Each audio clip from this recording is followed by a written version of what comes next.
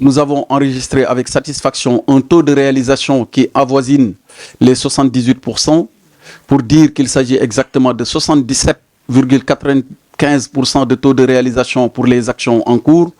Pour le surplus, un suivi rigoureux sera assuré par le gouverneur de Diourbel en coordonnant les différentes actions de l'État. Alors au-delà, l'État a eu déjà à poser des actes très forts dans le cadre de l'assainissement et du drainage des eaux pluviales.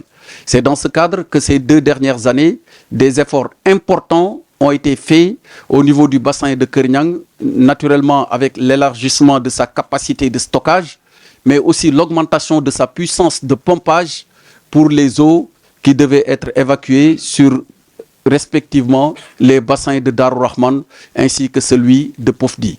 Au total, c'est 6 stations de pompage qui, à partir des différents sites, font drainer l'eau vers le bassin de Keur Niang avant que celui-ci ne prenne le relais pour les évacuer dans les 2 bassins précités que sont celui de Pofdi et celui de Darou Rahman. Autant d'efforts qui ont été faits dans d'autres secteurs quand on prend le domaine de l'électricité, avec pour cette année déjà la mise en service de 1000 lampadaires sur un total de 2000 lampadaires. J'aurais pu, pour les autres secteurs aussi, les passer en revue et expliquer point par point les efforts consentis par l'État.